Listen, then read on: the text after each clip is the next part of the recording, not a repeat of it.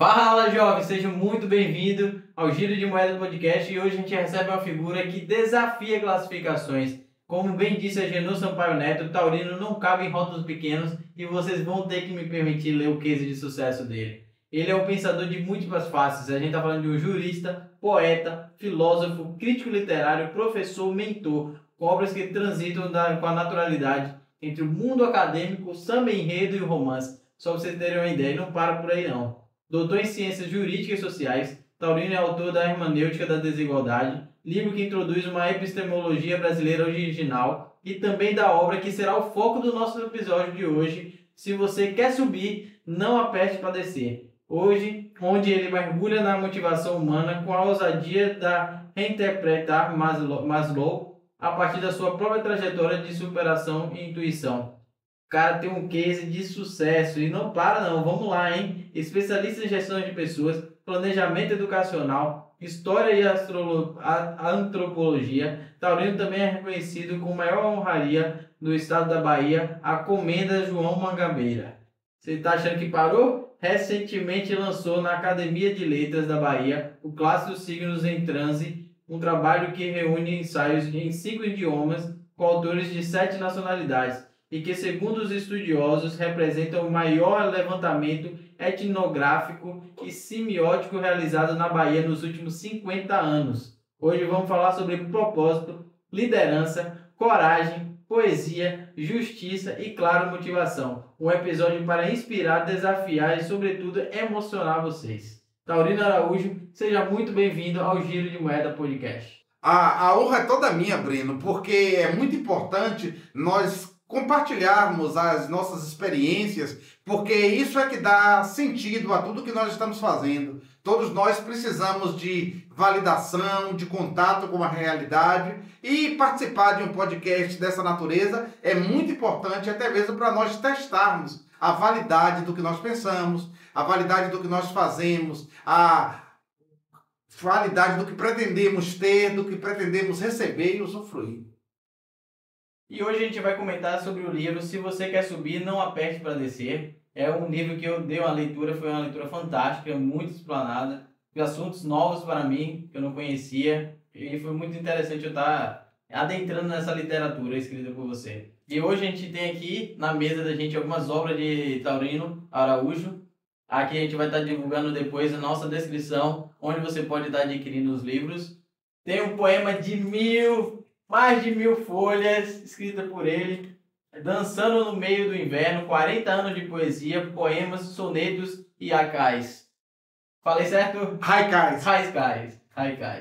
Hoje a gente vai ter uma citação, hein? Ele prometeu um poema para nós aqui. Taurino, o que te motivou a escrever a escrita do livro? A metáfora contida em Se Você Quer Subir, Não Aperte Descer, é porque a gente observa, por exemplo, no elevador, às vezes a pessoa quer subir e aperta descer, às vezes quer descer e aperta subir. E aí, quanto mais o prédio tem andares, isso aí fica complicado, porque o sistema fica sem saber se sobe ou se desce. Aí a pessoa, nesse movimento errado de fazer uma coisa que na verdade ela não quer, ela acaba se atrapalhando e atrapalhando as outras pessoas. Então, temos que ser assertivos. Se você quer subir, não aperte e descer. Esse título alguma vez veio inerente a você ou você buscou por imagem de outras pessoas, vendo a rotina do dia a dia, ou isso é algo particular seu? No caso, eu fui observando as situações, né? Porque muitas vezes as pessoas emitem sinais contrários aos que elas querem emitir. Ou seja, até quando você conta a sua história de vida, a história de vida de uma pessoa, ela remete ao passado, remete a pontos fortes. E aí, como todos nós temos questões ligadas a relacionamentos, questões ligadas a traumas, enfim, aí o que é que acontece? Muitas vezes a história que nós contamos não é a história que interessa para o nosso propósito.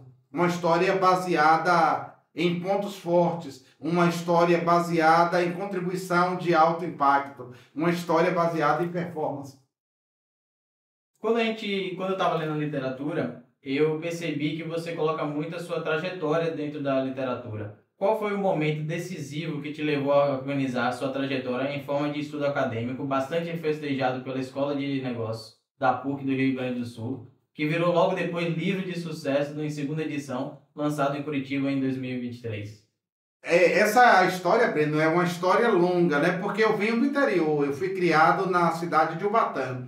Aí o que acontece? Em Ubatã nós só tínhamos opção no ensino médio de fazer magistério ou auxiliar de administração. Aí, por felicidade minha, eu escolhi magistério, porque Álvaro Vieira Pinto, ele fala o seguinte, que ensinar é o melhor caminho que o professor encontrou para aprender. Aí, quando você ensina, é um método acelerado para você próprio aprender sobre as coisas.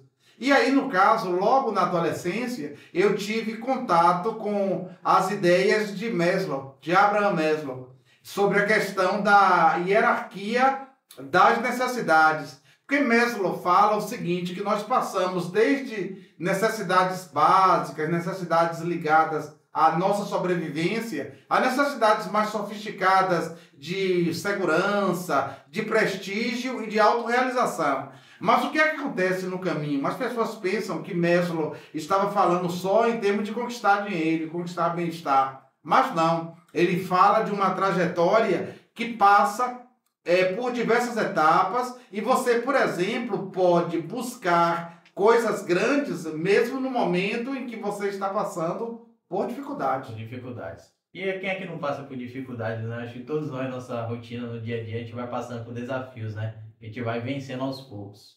O que é a intuição motivacional do seu ponto de vista? A intuição, o que eu chamo de intuição motivacional do verdadeiro Maslow é o seguinte, porque quando você está fazendo a sua trajetória, às vezes, até sem conseguir coisas básicas, você pode avançar para coisas mais sofisticadas. Eu, por exemplo, eu participei ativamente do processo de estadualização da Universidade Estadual de Santa Cruz. Ela era uma universidade paga, se chamava FESP, né? Federação das Escolas Superiores de Ilhéus e Itabuna, e enquanto eu cursava Direito, eu tinha dificuldade para pagar as mensalidades. Aí o que acontece? Eu encampei uma luta que acabou impactando a vida de 6 milhões de pessoas. Ou seja, enquanto eu estava lidando com dificuldades na base da pirâmide de Maslow, eu consegui traçar caminhos que me levaram a um propósito mais claro, a um sentido de vida mais relevante e verdadeiro e a realização de coisas que estavam além da minha própria vida, né? Pensando na questão da coletividade.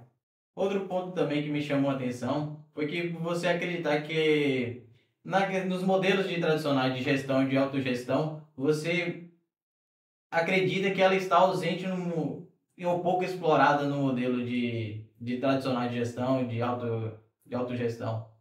É isso, porque o foco correto deve ser um foco em resultados. Aí quando você vai em busca de resultados, o que é que acontece? As pessoas às vezes se confundem, porque o sonho delas não precisa ser real. Sonho é sonho, né? É coisa que você está lutando, um destino onde você está querendo chegar. Você pode não chegar ao destino, pode chegar a um destino diferente, mas o mais importante de tudo mesmo, isso tem que ser real, é o processo. É o passo a passo que você está realizando. Ou seja, que as dificuldades nunca parem em você, né? Eu às vezes fico me perguntando assim, qual é o meu próximo sonho, qual é o meu próximo objetivo. Existe uma diferença entre sonho e objetivo? É isso, o sonho, quando se fala de um sonho grande, é algo que você motive você para ir adiante, né?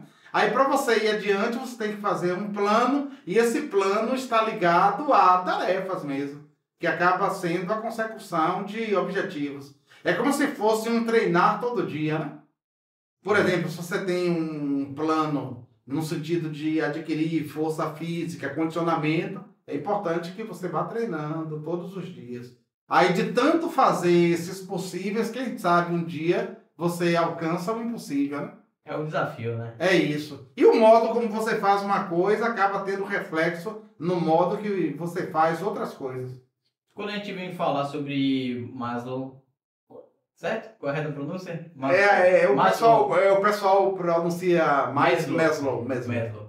O que você quer dizer com um verdadeiro Maslow? No caso, quando eu falo do verdadeiro Maslow, é porque já na adolescência eu consegui perceber que o pensamento dele estava além de uma hierarquia de necessidades. Até porque a pirâmide de Maslow ela não foi criada por Maslow, ele não fez a pirâmide, mas os comentadores dele colocaram o pensamento dele numa espécie de hierarquia das necessidades. Aí, como as necessidades básicas estão na base e a necessidade de autorrealização está no topo, isso gera uma falsa realização que é mais ou menos assim. Primeiro você come, depois obtém segurança, depois obtém prestígio e depois obtém autorrealização. Mas as coisas não acontecem dessa maneira, assim, gradual. Ou seja, em certos aspectos, você pode já desfrutar da vida dos seus sonhos, mesmo enquanto você lida com dificuldades.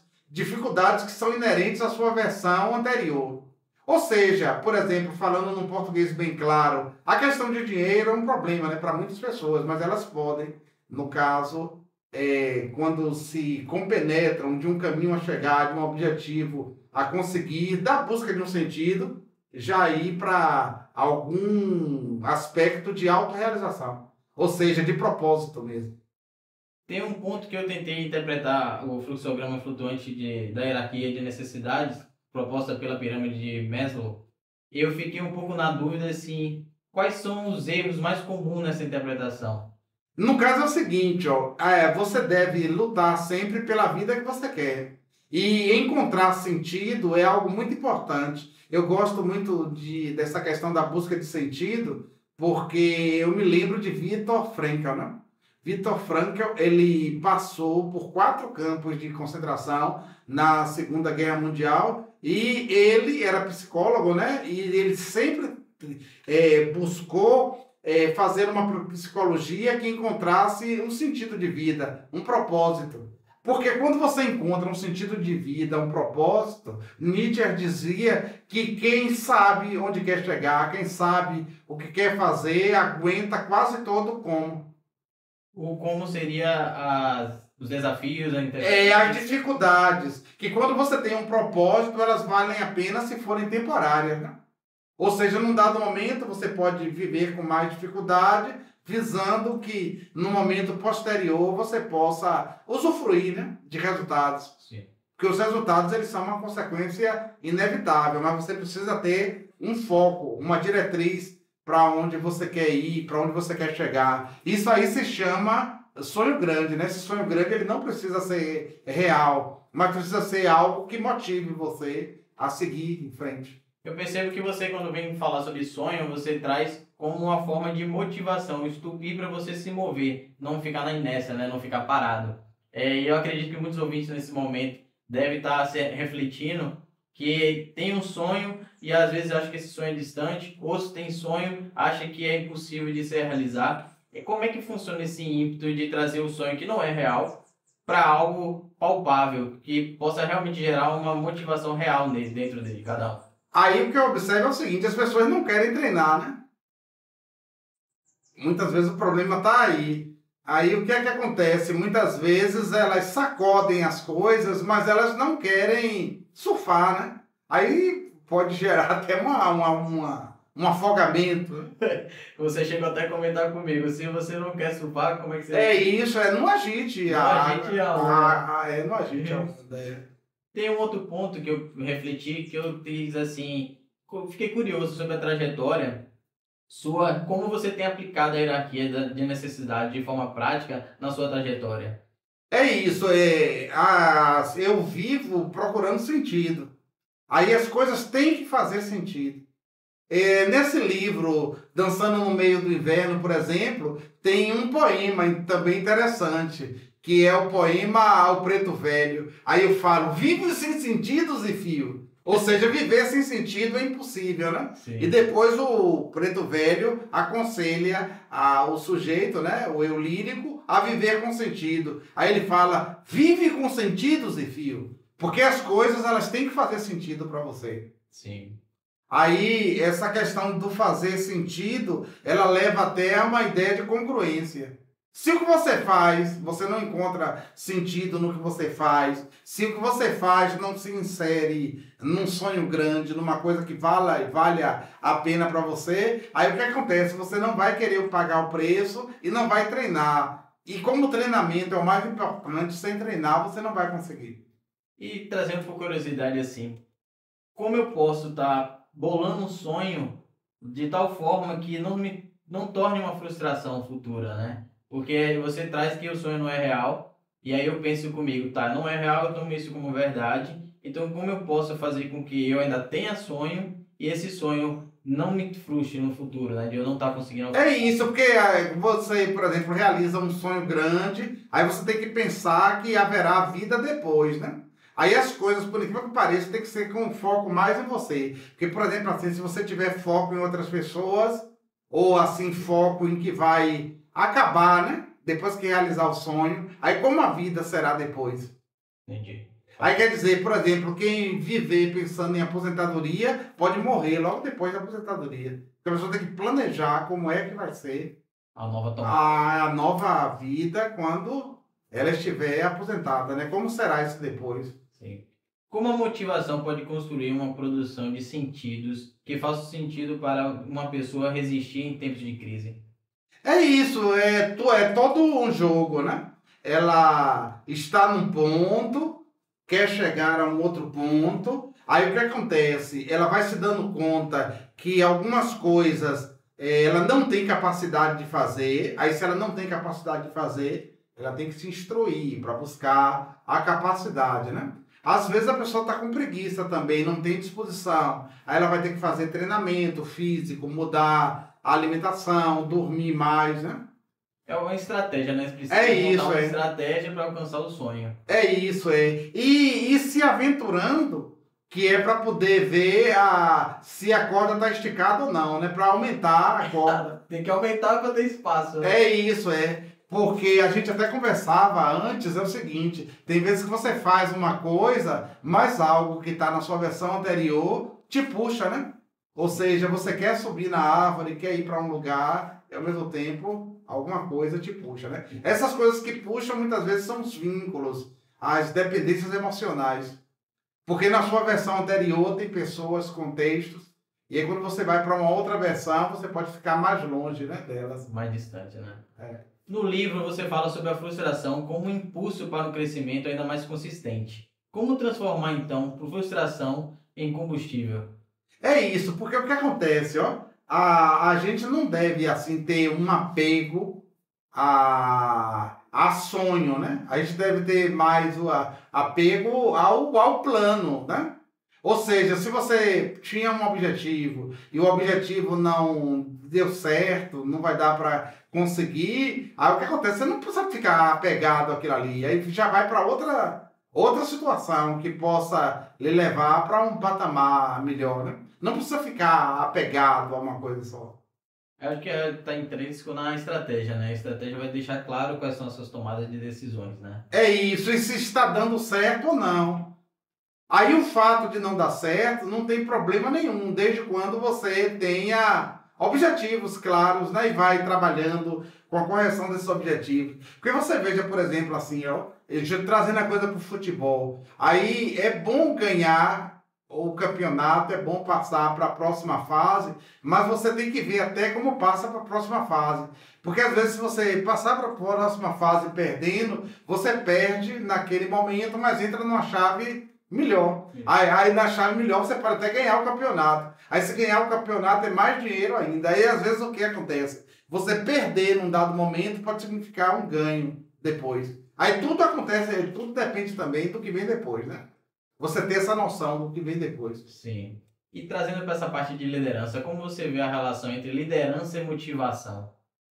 É isso. Você tem que ter uma diretriz, precisa ter uma diretriz que tire da cama, né? Que tire você da cama. Aí o que acontece? O mundo, muitas vezes, ele propõe exteriormente motivação, cenários que não motivam a pessoa, né? Por exemplo, o mundo às vezes fala de intolerância, mas se você transportar isso, por exemplo, para intolerância alimentar, se uma pessoa tem intolerância à penicilina, camarão ou a glúten, se ela ignorar essa intolerância, ela pode chegar ao ponto de morrer. Ou seja, a pessoa tem que ter, tem que ter um discernimento sobre o que é bom para ela, sobre o que faz sentido para ela ou não. Eu acho que essa descoberta também vai vindo na trajetória, né? Do processo que você falou que errar não tem problema, eu acho que é no erro que ela vai identificar que tais coisas não são benéficas para ela, né? É isso, é. Porque, por exemplo, assim, você veja que as pessoas elas vivem muitas ilusões, né? Por exemplo, assim, ó, família reunida não significa família unida, porque a reunião é reunião de pessoas diferentes, elas pensam diferente. Elas fazem coisas diferentes, né? Têm objetivos diferentes. Então, reunião não é propriamente união, né? E no caso também das coisas que são boas para uma pessoa, elas podem não ser boas para outra pessoa. Para outra pessoa. É. Qual o papel do coach na sua trajetória? Desde cedo você dirigiu um curso prático de redação em Ubatuba, certo? Em Ubatã. Ubatã, perdão. Por que a reescrita é tão importante para refazer um sujeito e as correções em um rumo que levam mais longe? É porque assim, ó, simplificando as coisas, o que é que acontece? Na vida, todo mundo é convidado a aprender, praticar e aperfeiçoar. Quando você não tem essa noção de aprendiz, de que você precisa aprender coisas, precisa praticar coisas e aperfeiçoar coisas, aí você trava. Aí o que acontece?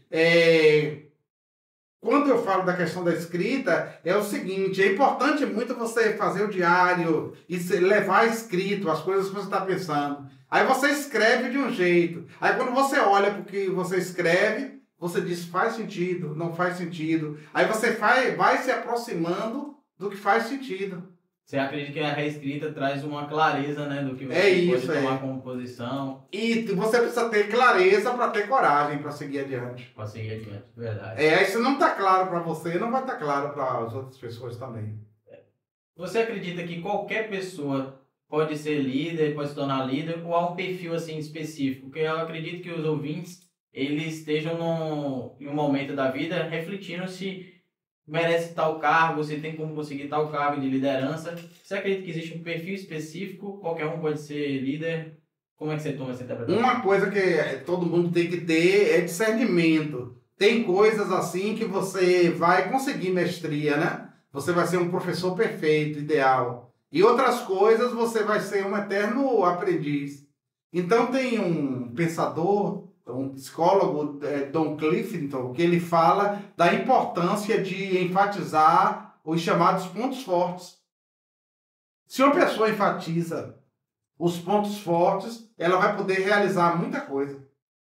O que você diz é, se a gente fizer uma autoanálise, uma autorreflexão do eu, para saber quais são os meus pontos fortes, eu consigo identificar se eu tenho capacidade de ser líder ou não, seria isso? É isso, em que tipo de negócio e como seria exercida essa liderança, aproveitando os seus potenciais, os seus pontos mais fortes. Porque não existe um modo único de fazer as coisas. É o caminho que vai dizendo como as coisas podem ser feitas. Ou seja, cada liderança possui o seu jeito, o seu perfil. Aí quando você desenvolve ao máximo o seu potencial, muitos potenciais eles gerariam potencial para sucesso e para liderança. Eu percebi quando eu fui fazer um estudo sobre você, eu até aconselho aos ouvintes, estavam buscando no Google, digita Taurino Araújo, você vai encontrar a trajetória excepcional dele. Você sempre foi um profissional, teve uma carreira marcada por multidisciplinaridade. Sim. Direito, filosofia, poesia, educação, jornalismo, crítica literária, mentoria e muitos outros. Como você conciliou tantas áreas? Há vários taurinos ou apenas um deles realizando tais coisas? Como ser coerente ao fazer tantas coisas assim? Porque você me falou antes que a gente precisa identificar quais são os nossos pontos fortes. E aí eu me deparo com você, onde você é bom em várias vertentes. Aí essa coisa, Breno, ela aconteceu da seguinte maneira. É porque tem pessoas que elas são baseadas assim em estratégia, em performance. Aí no meu caso eu sou muito mais voltado ao planejamento. para verificar o que pode dar errado em alguma coisa.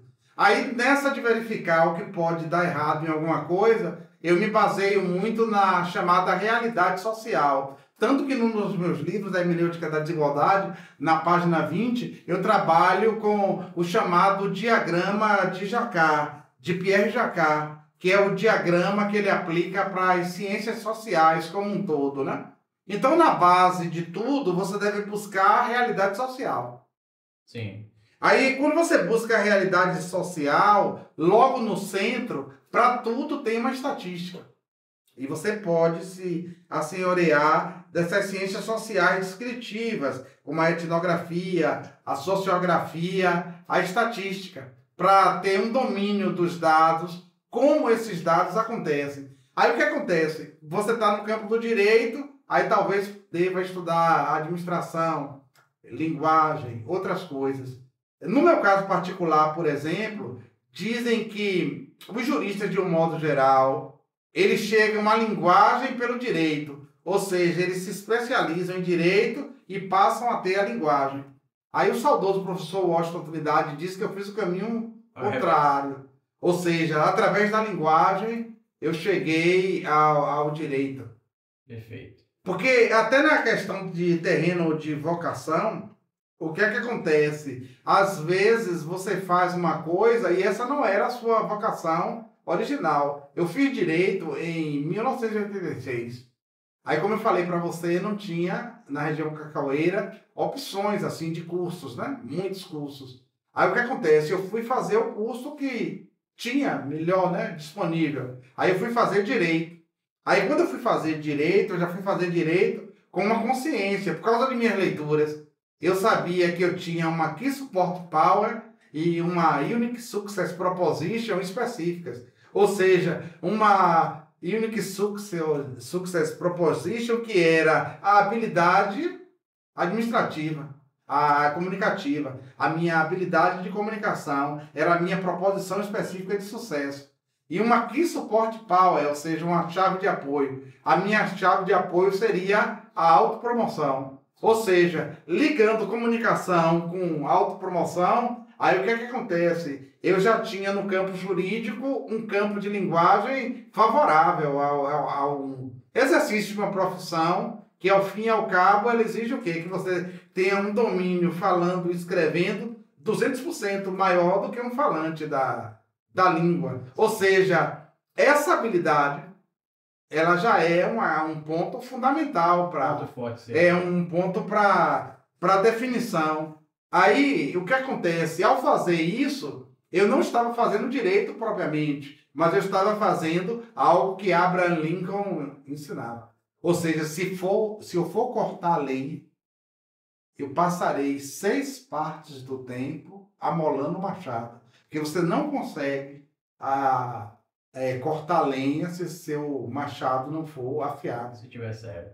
Se tiver sério. Aí quer dizer, a pessoa ela pode ser forte, ela pode ser jovem, mas ela não está trabalhando com total eficácia se ela não amolar o machado. Ou seja, amolar, se preparar, o machado ajuda efetivamente na cortagem de lenha.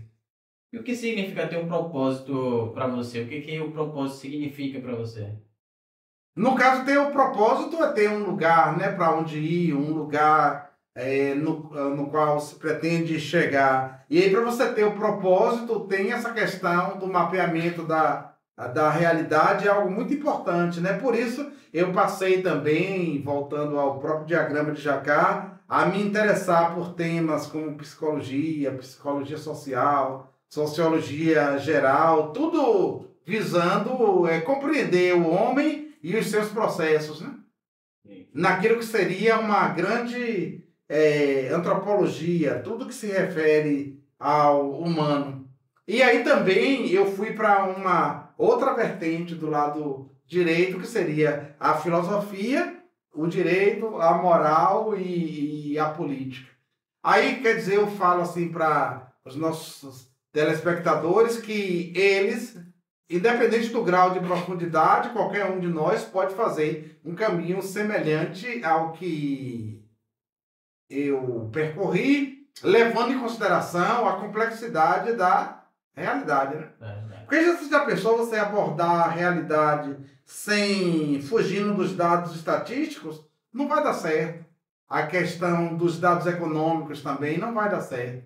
Aí você veja que isso chega a um grau de sofisticação tão grande que quando eu escrevi Hermenêutica da Desigualdade, eu estava escrevendo uma tese sobre direito, mas quando eu escrevi essa tese, eu já queria uma tese que ajudasse o Brasil, que ajudasse a Bahia, ajudasse Salvador, ajudasse a América Latina e ajudasse o mundo a resolver os seus problemas. Aí o que acontece? Quando a Hermenêutica da Desigualdade foi transformada em livro, a crítica falou que ela era uma epistemologia genuinamente brasileira 95 anos depois da Semana de Arte Moderna. Ou seja, uma epistemologia fora o conceito de verdade absoluta.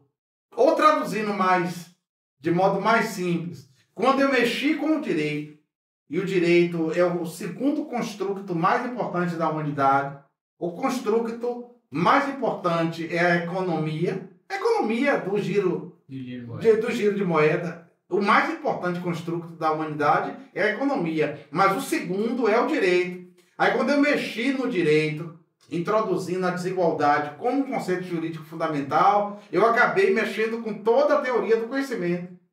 E como eu fiz isso no Brasil, aí o que acontece? Eu realizei 95 anos depois a tarefa da Semana de Arte Moderna, que era fazer uma epistemologia genuinamente brasileira. Ou seja, uma teoria do conhecimento olhada com a perspectiva do Brasil. A perspectiva da desigualdade. Aí, trazendo agora para os ouvintes, para fazer parte aqui da nossa conversa, qual conselho você daria para quem ainda não encontrou o seu propósito assim, de vida? Tem algum conselho, algo que você daria? No caso, o povo brasileiro é um povo muito trabalhador. Aí o que acontece? Disposição as pessoas geralmente têm. Elas também conseguem com facilidade mostrar a capacidade e tal. Aí o que acontece? É necessário que haja uma verdadeira cura, né? Das relações, dos vínculos, da perspectiva que a pessoa tem. Ou seja, tem gente que acredita muito em esforço. Esforço pode não gerar resultado, né? Ou seja, levantar peso pode não dar um resultado tão favorável, né? Aí o que acontece? É importante que a pessoa talvez focalize mais em contribuição. E quem sabe até em contribuição de alto impacto. Porque no que você acredita é o que acaba acontecendo, né?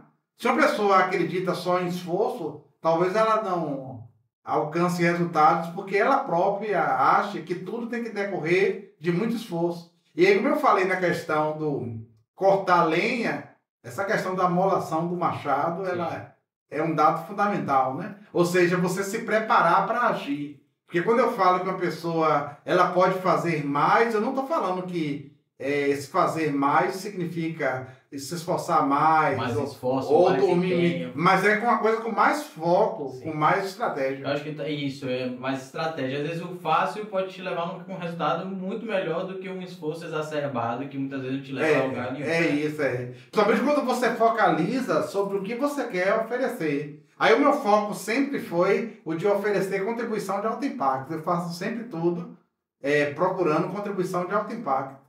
O que, quando eu falo em contribuição de alto impacto, isso não quer dizer que vai ser contribuição diária, diuturna, mas uma contribuição que tenha resultado efetivo, né? Que modifique, que impacte mesmo a vida das pessoas. Perfeito. E não é à toa que você tem aqui 1, 2, 3, 4 livros e esse poema que eu estou curioso para ouvir a sua recitação. E hoje ele vai recitar um poema para você. Eu vou recitar a Caturna, que talvez seja um dos mais lindos, ou talvez o mais lindo poema da língua portuguesa, né? Que é uma exortação que eu faço ao português, a minha língua materna, que me deu tudo, né? Ou seja, o que não está no domínio de uma pessoa, a palavra que ela não domina, não existe, não está no mundo dela, né? Wittgenstein dizia isso, né? Sim. Que o homem, ele é o domínio das palavras dele. Trazendo agora para os bastidores do livro, da produção, como foi o processo de escrita e validação científica do livro? No caso é o seguinte, a especialização que eu fiz na Escola de Negócios da PUC do Rio Grande do Sul, ela aconteceu no período da pandemia. Eu já queria muito escrever o livro Se Você Quer Subir, Não Aperte Descer. Isso aí era um projeto que estava tipo assim engavetado, né? Aí quando eu fui para a especialização, houve a necessidade de acelerar o processo. Porque a escola queria que se apresentasse como trabalho final do curso algo falando sobre uma pessoa, sobre uma equipe ou sobre uma organização. Aí o que acontece? No Brasil nós temos muito dedo. Ah, você não pode falar sobre si próprio. Mas eu fiz meu doutorado na Argentina. E Los Hermanos, que eu admiro muito, para eles não é problema falar de si próprio. O nome desse método é autoetnografia, né? Etnografia. Aí o que acontece? É uma pesquisa, ela pode se basear em dados biográficos.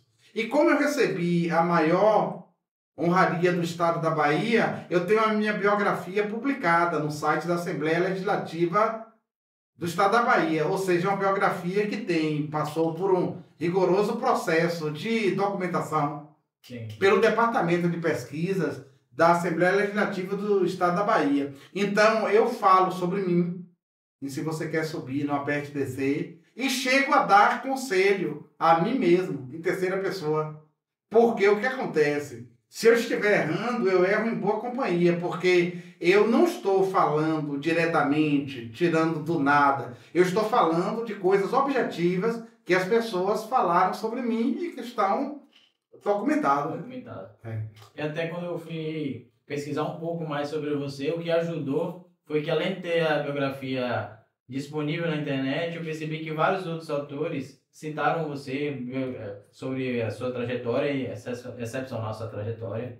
E aí foi mais fácil para mim estar absorvendo em alguns momentos como eu iria trazer isso para o público, né? É isso, é porque, graças a Deus, o que acontece? A hermenêutica da desigualdade, quando ela surgiu no mundo acadêmico, lá com os argentinos, né, na Universidade do Museu Social Argentino, ela era hermenêutica de la simetría patrimonial en el derecho en cuanto condición para disminuir la creciente distancia entre dirigentes e dirigidos. Aí esse era o título em espanhol. Mas quando eu fiz a tese, eu já fiz pensando num livro comercial. E quando eu falo comercial, eu estou querendo falar de um livro que pudesse falar com diversos públicos afora o direito. Aí quando o livro foi publicado, ele foi publicado com o título Hermenêutica da Desigualdade, uma introdução às ciências jurídicas e também sociais. A obra ela teve uma recepção assim muito boa no Brasil e no exterior e chegou a impactar 19 áreas do conhecimento. Ou seja, ela se estendeu para muito além do direito. Tanto que você acha a hermenêutica da desigualdade em diversos lugares. Ou seja, em plena pandemia, a ONU, a Organização das Nações Unidas, tem a hermenêutica da desigualdade, que me surpreendeu, porque um livro escrito em português é uma língua meio ingrata, né? Sim. Chamar a atenção da selecionada biblioteca da ONU, do Instituto Ibero-Americano de Berlim, da Stanford University, no Vale do Silício, né? Como é que um livro de direito interessa a um campo mais voltado à tecnologia, né? À inovação? A hermenêutica da desigualdade está em Israel, na República Tcheca, na Sorbonne. Ou seja, é um pensamento que tem dado o que falar e que nos ajuda a compreender as desigualdades e a compreender o Brasil, né? Eu só vou pedir um pouco que você chegue para frente por conta do áudio do microfone. Não, para chegar um pouco mais para frente. Só mais um pouquinho. Só mais um pouquinho. Tá, a cadeira não tá indo, não? Aí, agora tá bom. Os bastidores não tem jeito. Tem que ajeitar o som, o áudio às vezes, para estar no enquadramento legal.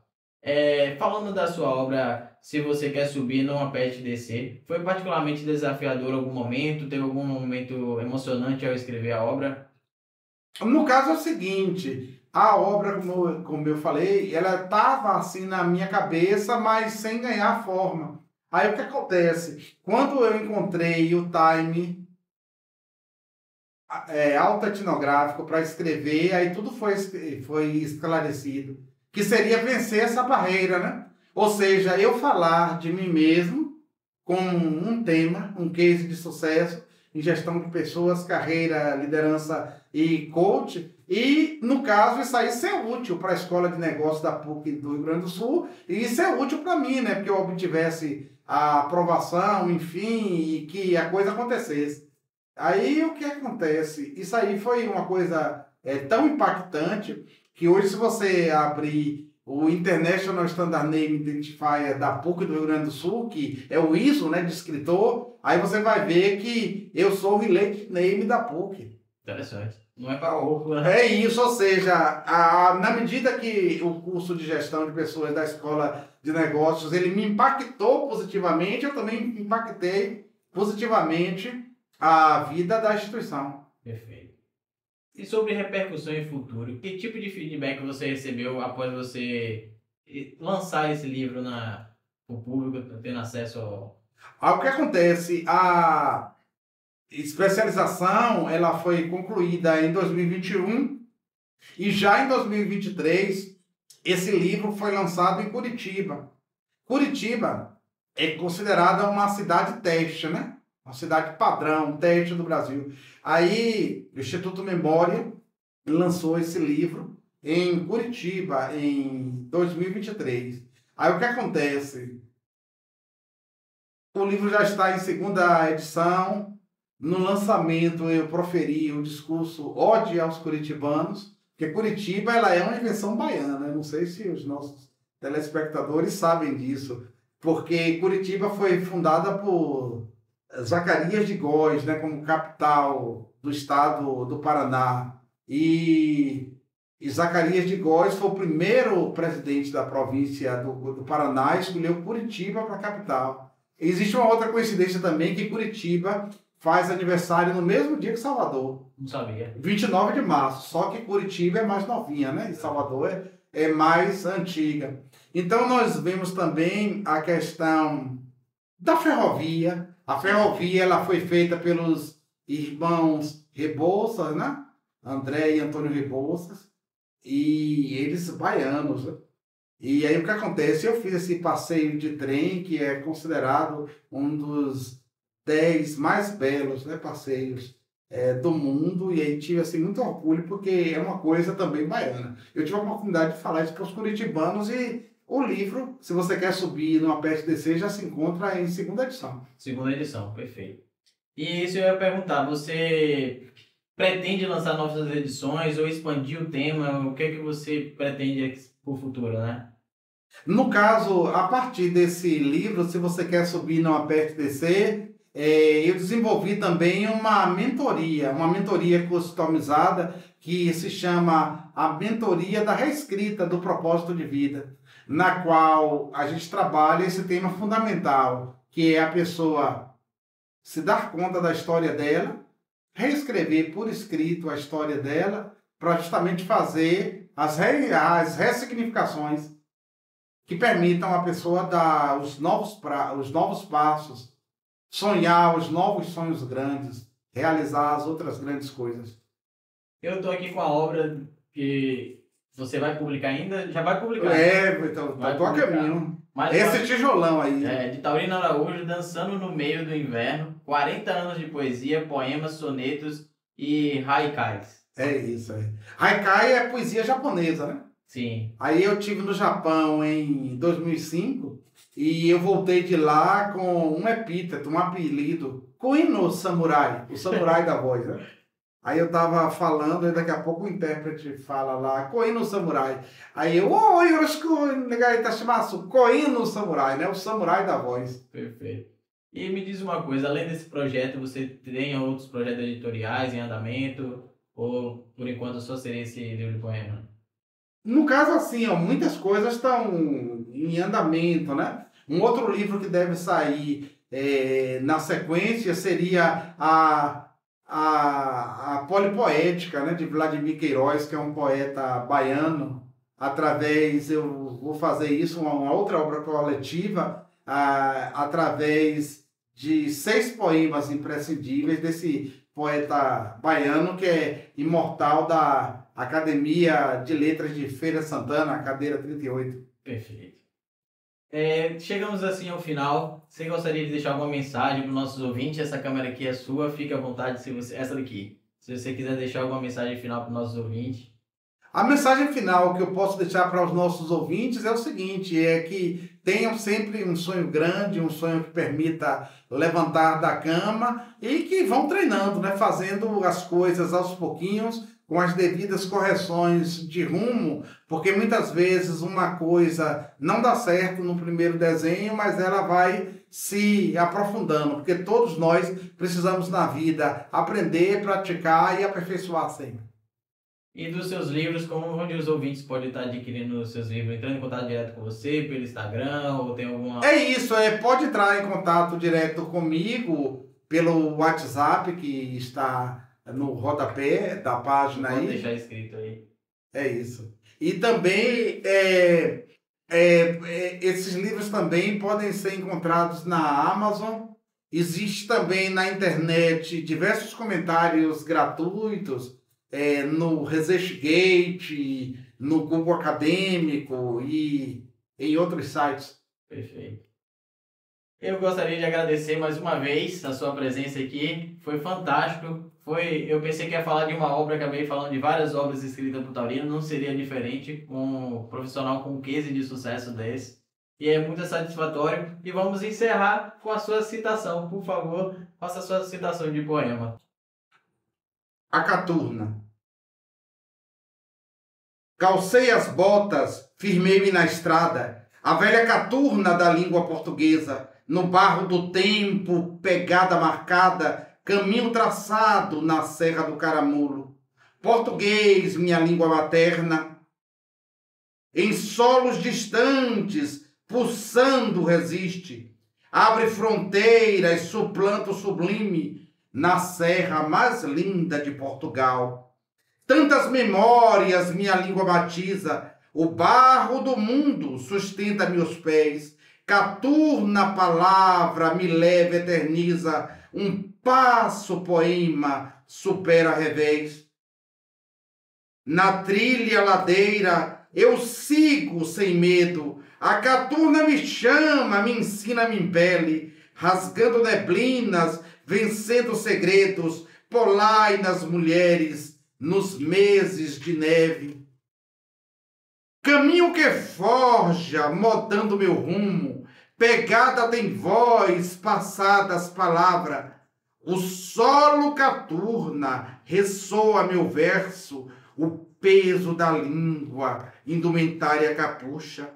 As vestes palavra, domínio da língua, caminhos escritos no chão do tratado, milhões de bilaques, as vozes do Lácio, meu grito gravado, a última flor.